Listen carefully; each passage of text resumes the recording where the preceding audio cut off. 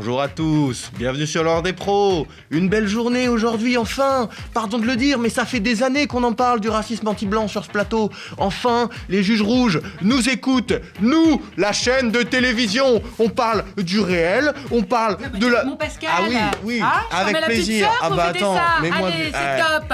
Non, mais là... Il est où le verre ? Bonjour et bienvenue dans le récap. Nous sommes le mercredi 29 juillet et si vous aviez encore un doute sur la capacité de l'extrême droite à imposer son vocabulaire et ses théories dans le débat public, la justice française vient peut-être de lever les dernières hésitations. Plus de 2 ans après le drame de Crépol qui a abouti sur la mort tragique du jeune Thomas Perotto, 16 ans, lors d'une fête de village, la justice vient de retenir la circonstance aggravante de racisme au motif que les faits auraient été commis en raison de l'appartenance des victimes à une prétendue race blanche et à la nation française. Une décision qui fait déjà jubiler l'extrême droite, laquelle martèle depuis des années l'existence d'un supposé racisme anti-blanc. Mais derrière cette qualification juridique se cache une question bien plus dérangeante. Pourquoi la justice semble-t-elle soudain si prompte à reconnaître un mobile raciste dans cette affaire, alors que tant d'autres crimes et agressions aux motivations racistes évidentes n'ont eux jamais bénéficié du même traitement ? Alors avant d'aller plus loin sur le sujet, j'ai un message à vous faire passer. Le média est en difficulté et pourrait disparaître dans les semaines à venir sans votre soutien. Pour assurer la survie de notre chaîne et pouvoir être au rendez-vous pour 2027, nous devons réunir 10 000 donateurs mensuels. Alors très bonne nouvelle, on a dépassé la moitié de cet objectif. Mais évidemment, on continue la mobilisation. Si vous aussi, vous voulez apporter une pierre à ce bel édifice collectif qu'est le média, c'est à partir de 5 € par mois, c'est défiscalisable. Et pour cela, rendez-vous sur capsurdica.lemediatv.fr. Retour à Crépol, nous sommes dans la nuit du 18 au 19 novembre 2023 lorsqu'éclate une bagarre entre 2 groupes de jeunes dans une fête de village dans la Drôme.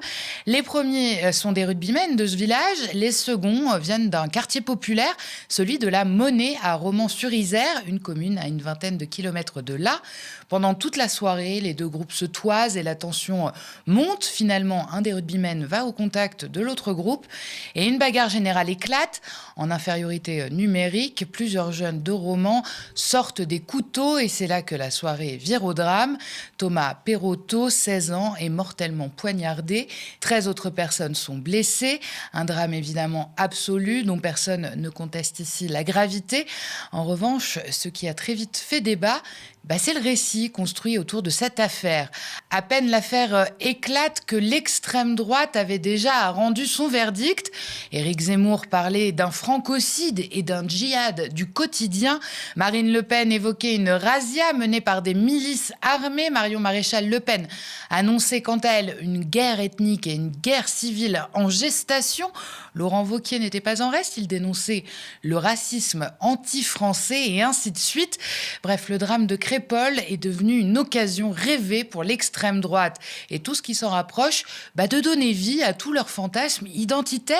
Et pendant des mois, toute la fachosphère a entretenu cette idée-là d'une expédition punitive préméditée, d'un commando sanguinaire venu spécialement pour tuer des Blancs, voire même d'un acte terroriste. Ce récit, il a envahi les plateaux de télévision, ceux de Bolloré en tête évidemment, et il a été jusqu'au banc de l'Assemblée. Ce meurtre est le témoignage criant de l'ensauvagement de notre société.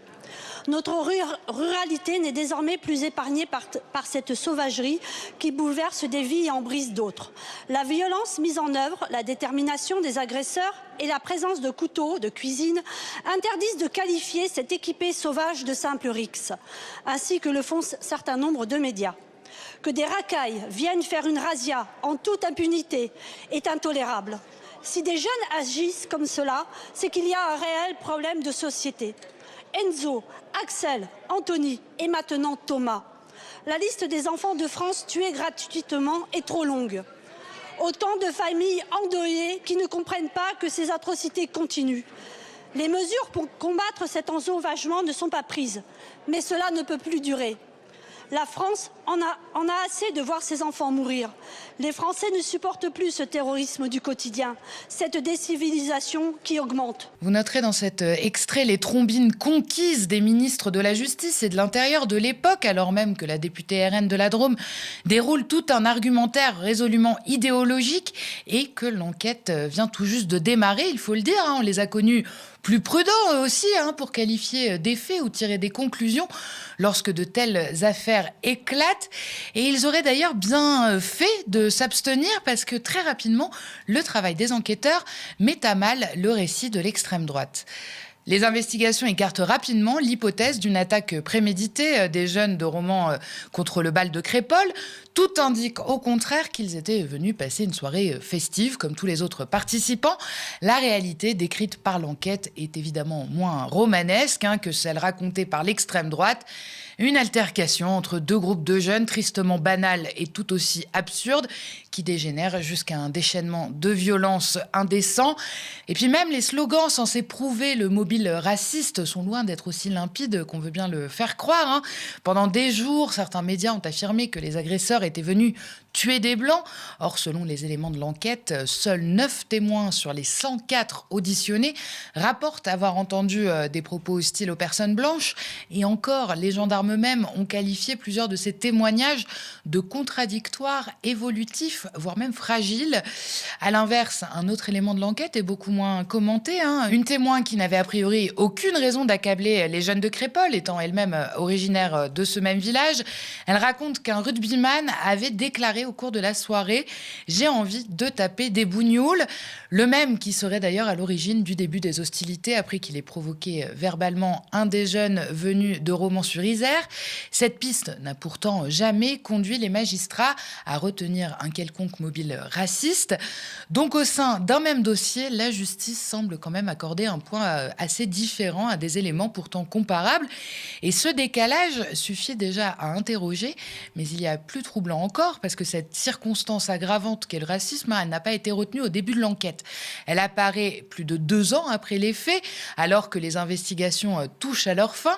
Le parquet avait déjà demandé le renvoi des 11 mises en cause devant la cour d'assises pour homicide et tentative d'homicide. Il avait même abandonné la qualification de bande organisée, pourtant retenue au début de l'instruction.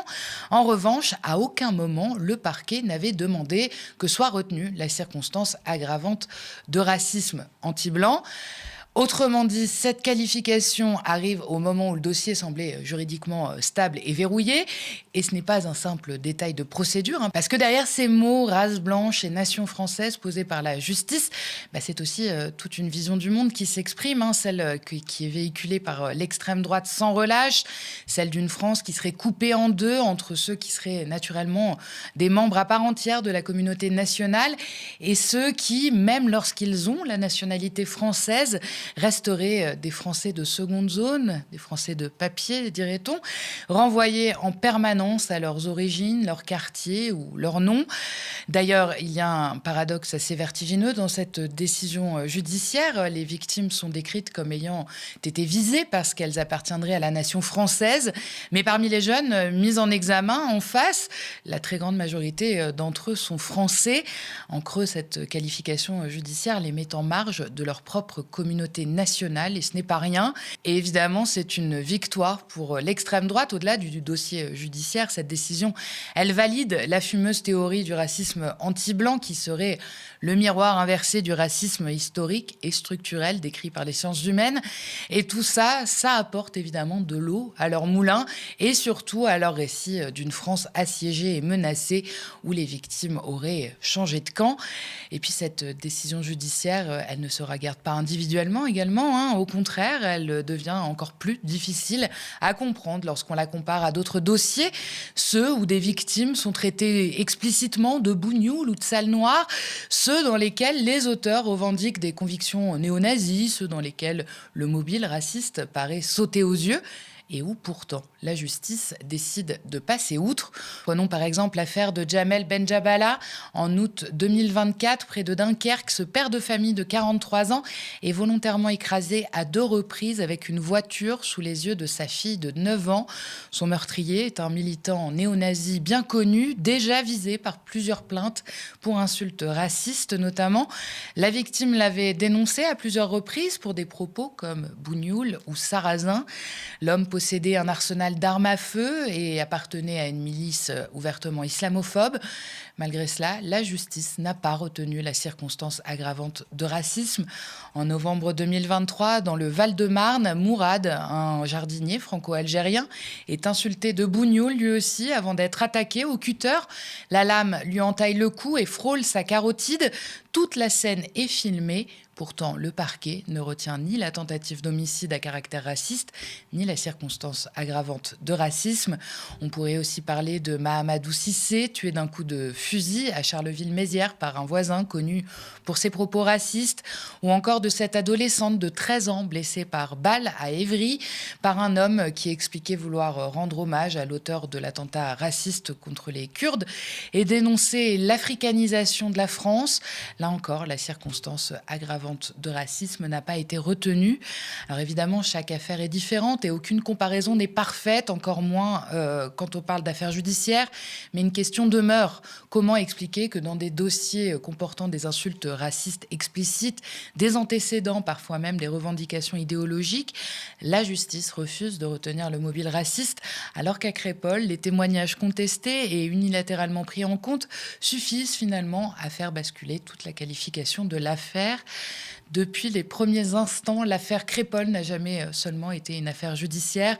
Elle est devenue le miroir d'une époque où l'extrême droite n'a plus seulement pour ambition de convaincre, elle cherche à imposer son cadre, ses mots, ses obsessions. Et le plus inquiétant, c'est peut-être qu'elle n'a même pas besoin d'être au pouvoir pour y parvenir. Ses idées ont déjà commencé à franchir les murs des institutions.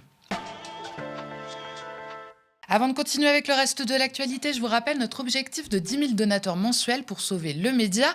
Aidez-nous à continuer à vous informer. C'est à partir de 5 € par mois. C'est défiscalisable. Rendez-vous sur capsurdika.lemediatv.fr. Notre survie ne dépend que de vous. Et puis, si vous aimez le récap, que vous avez envie qu'on discute ensemble, de choisir et de proposer des sujets, eh bien, je vous attends sur le canal de discussion Instagram dédié à l'émission. Le lien pour le rejoindre est dans la barre d'infos YouTube. 4500, c'est le nombre de professionnels du cinéma et de l'audiovisuel potentiellement concernés par la déclaration du patron de Canal+.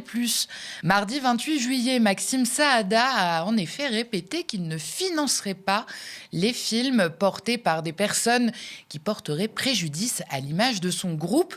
Une déclaration faite le lendemain d'un accord qui prévoit que le groupe Canal+ investisse 980 millions d'euros entre 2028 et 2032 dans le cinéma français et européen. Guylain Gauthier de la CGT a réagi. Pour lui, 4500, c'est énorme et cette déclaration est selon lui un avertissement aux 600 signataires de la tribune, souvenez-vous, Zappé Bolloré, qui avait été publiée dans le sillage du Festival de Cannes.